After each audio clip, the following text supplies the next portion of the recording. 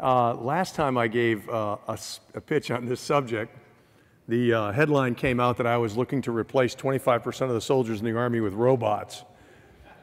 And what was really scary about that was really, of all the time I've talked as a TRADOC commander for 3 years, it's really the first story that's ever come out that's been published on anything I'd said.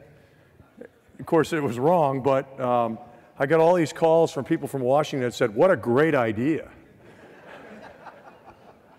So I hope to do a little better today. It's not entirely wrong, and we'll talk about Force 2025 as we go ahead. And I just want to say that this is an idea that has really, its time has come. And as the TRADOC commander for 3 years, we have worked hard on big ideas and offering technology, et cetera. And it just did not seem like either the ideas were right, or the time was right, or the community was right. It seems that thus far, in terms of working with the science and technology community, working with the DA staff, working with all the players involved, that I think we have a consensus and an opportunity and really a need to move ahead very quickly as we look at Force 2025. So with that, give me the first slide, please. I want to start off by making sure that I tie these ideas together. And oftentimes, you know, the Army's accused of coming out with, you know, strategic land power that's competing with Force 2025, that's competing with regionally aligned forces. That's not the case. And what you have to understand is that there is a hierarchy of thinking that starts with the big idea, the future operational concept of strategic land power, and that under that are sort of operationalizing concepts. And again, regionally aligned forces is one of them. And I've listed 4 of them across the top. You'll note one is a SOF initiative, this global SOF network. And as we work with the Strategic Land Power Task Force, we think that may have some applicability to conventional forces as well. So that may broaden. Of course, regionally aligned forces that the Army is moving out on. And for those of you who've heard the results of the first iteration of that in Africa, it's very, very positive. But we're looking again at broadening that idea. Crisis Response Force, the Marine Corps, is working on under the aegis of strategic land power. The Global Response Force, which is an idea that's been out there for a while but very neatly fits under the larger objective of the strategic land power, and then operationally significant force, another construct that we're working with for conventional forces. The other point I'd make that, you know, again, you're the TRADOC commander, you go to Fort Hood or you go out to NTC, and they're implementing the Army of 2020.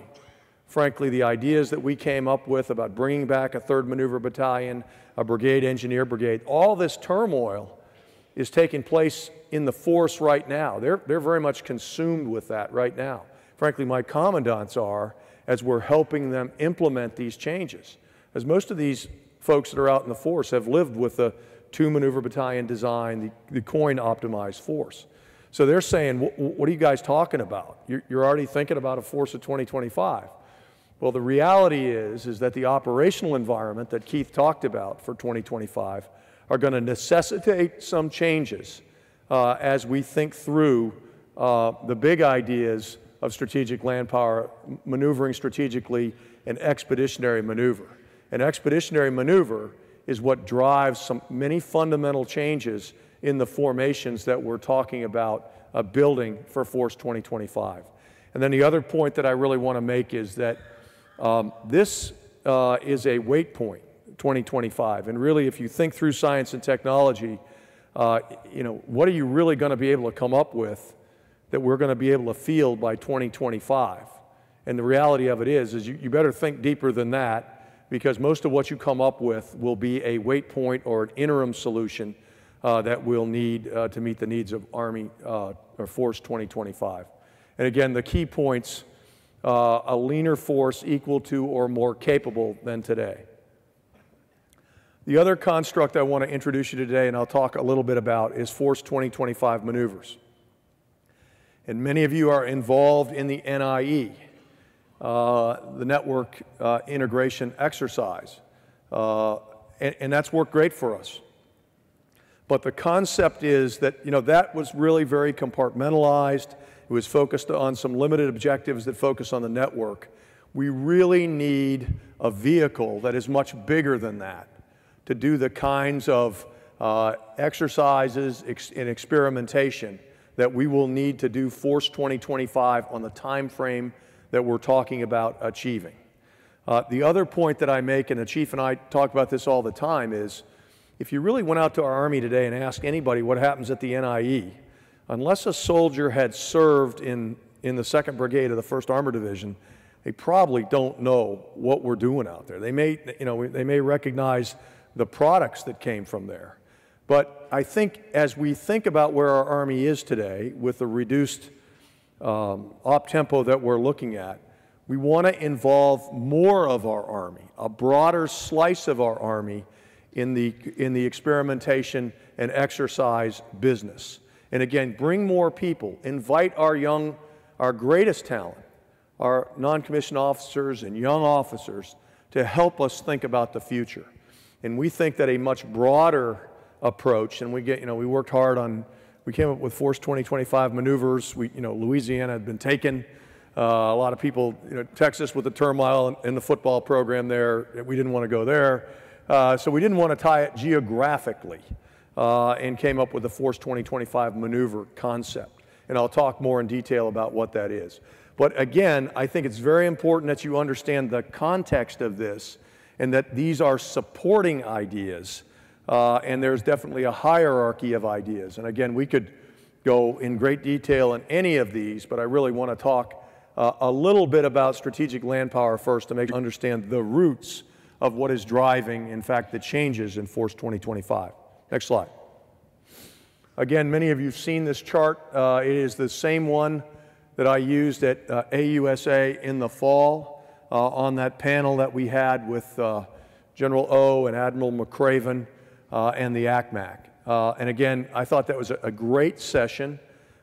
Yes, a lot of great work. Bill Hicks is in the audience and can tell you more of the specifics on where we're headed within strategic land power. And of course, the first question I get is, of course, whenever I see my boss, is why aren't you moving faster? Well, I would just tell you that to make something that's durable, to make a concept that lasts beyond the current occupants of positions, you got to make sure that there's no air bubbles in the concept as you move ahead. And again, to bring the soft community, to bring the Marine Corps and the Army together, and to work through the fundamental issues, little things like, is it a human domain or isn't it? Again, it's what has caused us to take the very deliberate approach that we have taken. We are making good progress in strategic land power. Bill can talk to you in much greater detail. But let me talk to you about the big ideas that are in fact in common. And again, the left-hand side, I think General Amos said it best one day when we presented this, is he said, you could spend a year on each of these bullets that's on the left-hand side. Everything up there is essentially true.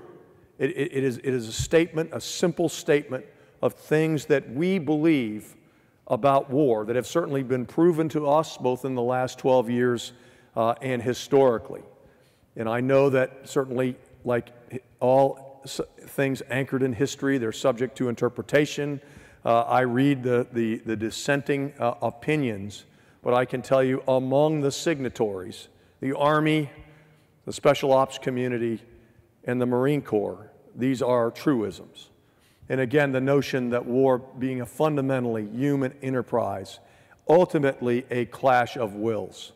And clearly the role of technology has a very important role to play.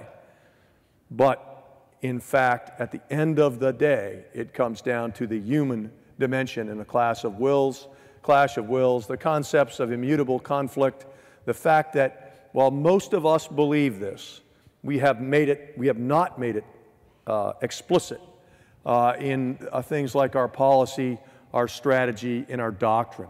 And when you really think about that and you hear some of the current discussion about attempting to make nations comply with international accords, etc., you understand that any discussion that does not focus on a human objective and a decision maker ultimately is unlikely to achieve its strategic objective.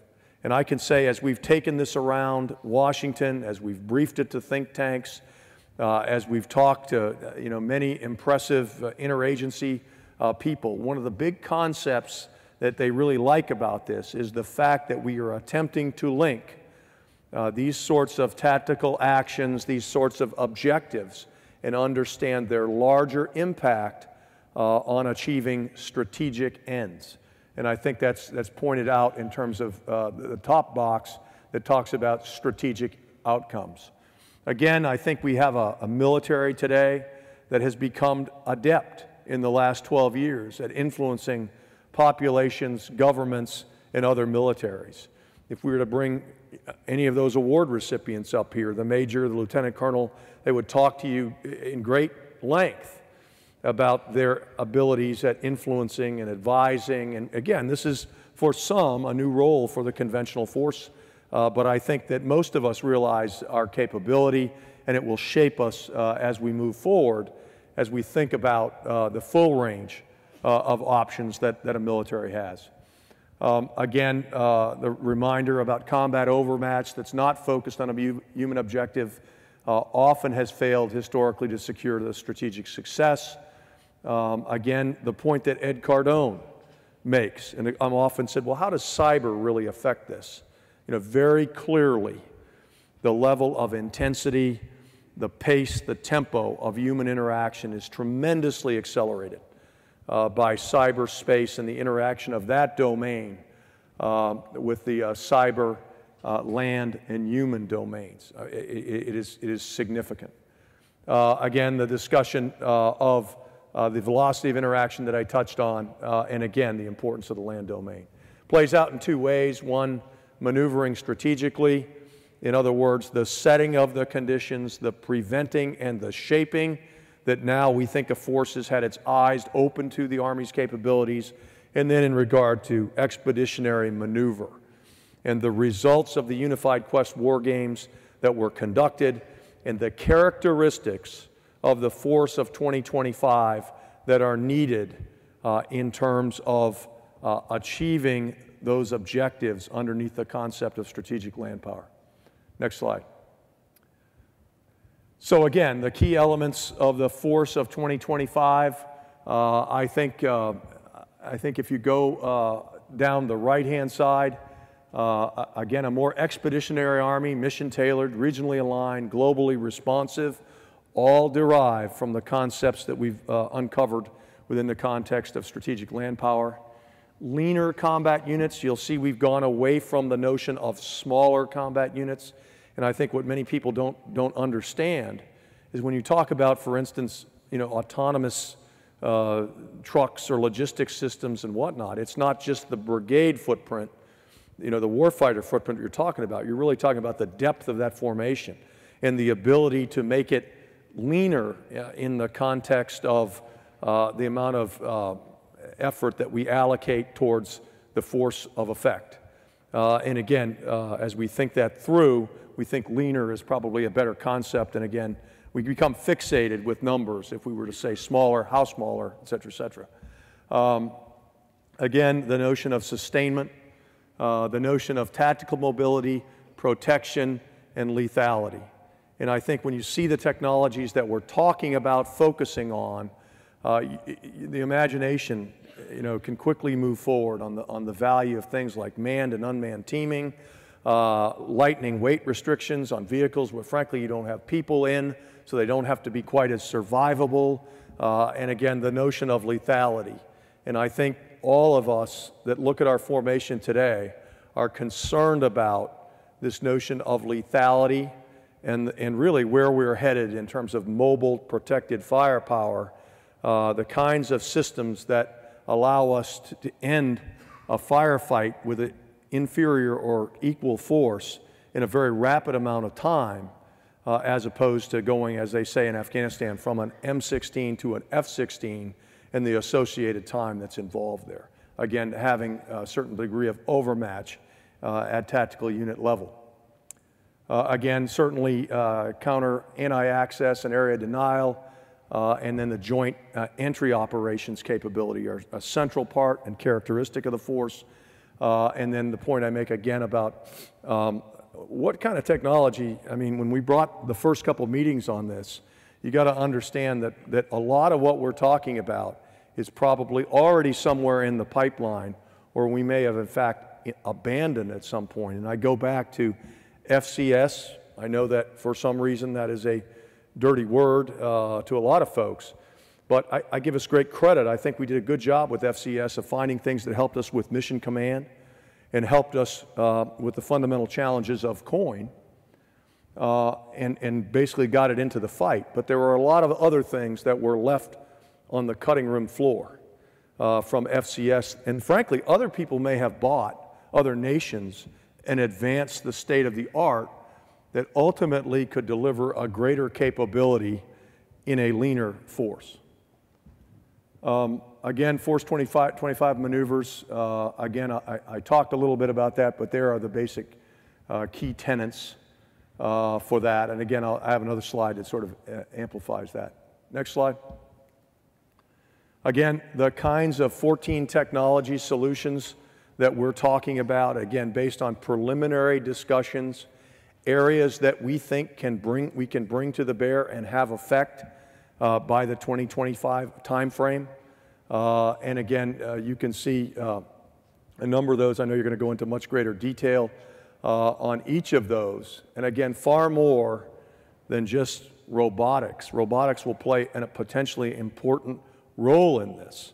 But as I would say, it's much broader than that in terms of making the force leaner and maintaining or increasing critical capabilities. I would highlight point H, and I think that all of us who have been in the training business for years have realized the importance of an integrated solution as we talk about training soldiers. And as we get into the human dimension, which is a key element of this in terms of areas, we understand certainly the human dimension is a critical aspect and oftentimes a limiting factor. So we see great opportunities with the digital generation, the native digital generation in terms of live, virtual, and constructive. Things that probably would be unacceptable to older generations, they accept quite readily as a means of training, and we'll assess that effectiveness, et cetera. And again, as I go through the list of 14, I think you see the direction we're headed. And again, I think the collaborative effort in terms of tying together. And what I'm really excited about is the opportunity to sort of bring this team together. And again, oftentimes I'm asked, well, how do the battle labs relate to this? And how is the COEs tied into this? And how has all this been tied together in the past? Well, if no one can answer the question, obviously not well enough. And we think we have an opportunity, the marriage between my COE commanders and my branch commandants working with science and technology in a way that I see some of the older folks or more seasoned folks in the audience here as I'm about to cross over feel that, when did we stop doing that? Well, at various points in the war in the last 12 years, maybe it isn't as connected as well as it should be. And we see that opportunity. I'll tell you, on Tuesday, I spent some time with the chief on governance of this and talking about how we're going to tie this all back together again in terms of a collaborative working relationship with many of the factors in terms of ASALT, in terms of the role of the under and the Secretariat, in terms of talking about the way ahead to make sure everyone is informed. Things have changed in terms of the authorities of the Secretariat, General Order Number 1, et cetera, in terms of how we work together. And we've got to think through that in an integrated governance solution. The advisory panel is a thing that I think is absolutely important and clear guidance on this. There's a lot of expertise that is out there through the Army Science Board, through the contacts of the Army Science Board, through the BAST that are out there. And again, looking at taking some of this institutional memory and advising us earlier on in the process.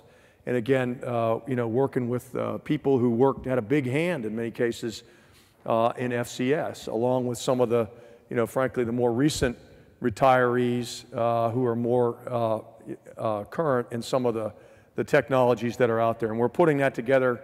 I talked to the chief about it the other day. I think we have a good way ahead to work through the mechanisms and, again, leverage in much closer cooperation the activities of the Army Science Board and the BAST more directly into the concept, the science and technology, and then the solutions that we evolve.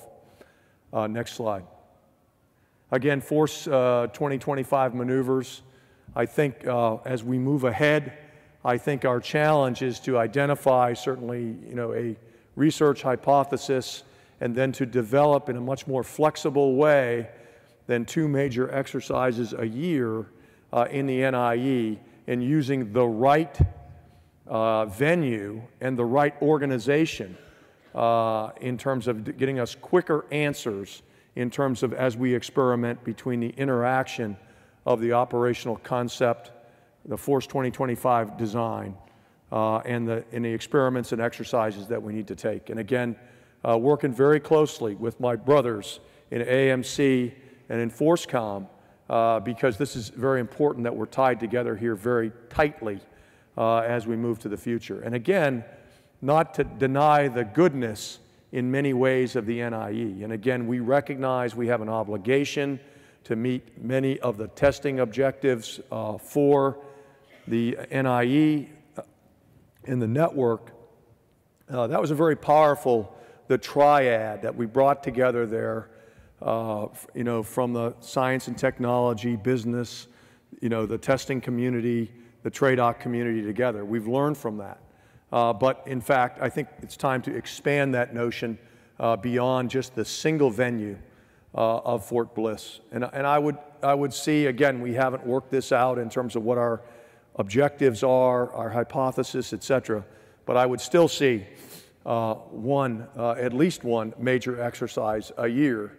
And I think the concept would be working more closely with ForceCom to make sure we have the right units involved in that, as opposed to necessarily habitually associated units. We're still working through that, but everything is on the table in terms of doing this the best way that we can. Next slide. And again, some of the ideas in terms of a hierarchy of objectives and where we're going to go about doing this. And again, I think one of the things, someone who's one of the key players in the leader development realm, I think it is very important that we involve a generation of younger Army leaders in thinking about the future, involving them in experimentation in a wider variety of units in terms of these experimentation objectives.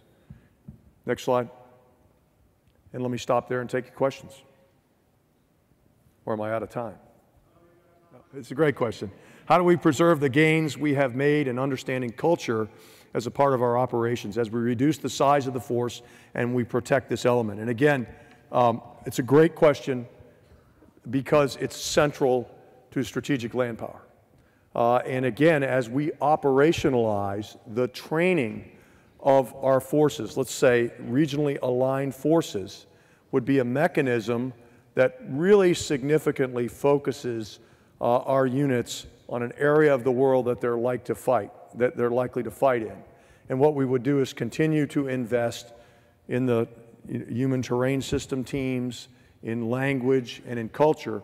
That is part and parcel of this. And again, there is a contradiction. You say you want to make the force leaner, fewer people, and at the same time you're saying, well, if it's technology, no, this will better enable the people that we have to focus on that critical element of human interaction. That is a key point that comes from strategic land power. It is an area we cannot go backwards in.